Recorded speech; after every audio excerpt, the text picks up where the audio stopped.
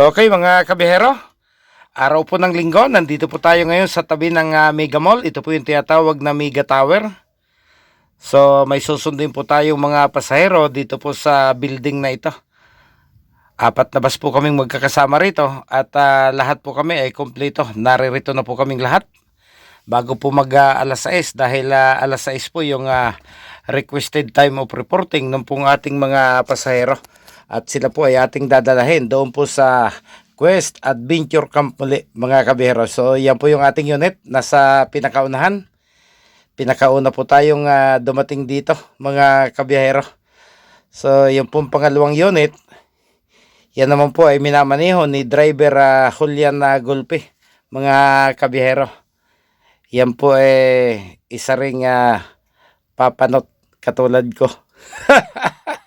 Ayan, nagtanggal pa talaga ng sombrero mga kabiyero si Papanot the Second.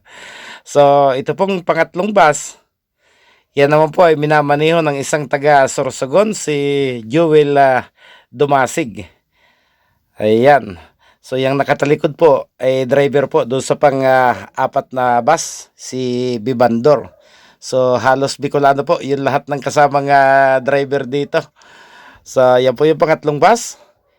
At yan naman po yung ating pang-apat na unit ng Gold Line Tours mga kabiyahero.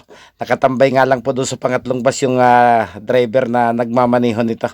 So yan po yung ating kasamang mekaniko, si Agustin, taga Piña Blanca sa Cagayan mga kabiyahero. So tayo po yung maghihintay-hintay na lamang. At baka sakali pong dumating kagad sila dahil umiwas sa ulan mga kabiyahero. Medyo maulan po kasi itong araw ng linggo. Medyo natatanaw na po natin doon sa tapat ng aking bus may mga dumarating na pong pasahero. Dito po kasi ako nagtambay muna sa pang-apat na bus at nakikipagkwentuhan po tayo dito sa aking kasamang mekaniko mga kabihero. So sana makumpleto ng mas maaga dahil kung malakas ang ulan ay medyo hindi ho magandang magbiyahe, lalo't napakarami hong sigsag na dadaanan doon po sa lungsod po ng Antipolo, pababa po doon sa Teresa Rizal, kung saan yun po ang ating dadaanan para marating po natin yung Questa Adventure Camp mga kabiyahero. Okay, in-inform na po tayo ng ating mga pasaherong nandito sa baba na isang tao na lang daw po yung kanilang hinihintay. At pag-akit daw po ng bus ay maaari na raw po kaming umalis kaagad mga kabiyahero. Sure ka? Francesca, Asa ka na ba? dito na. Jordan, Vita, Wala sa Jasmine, Alipada.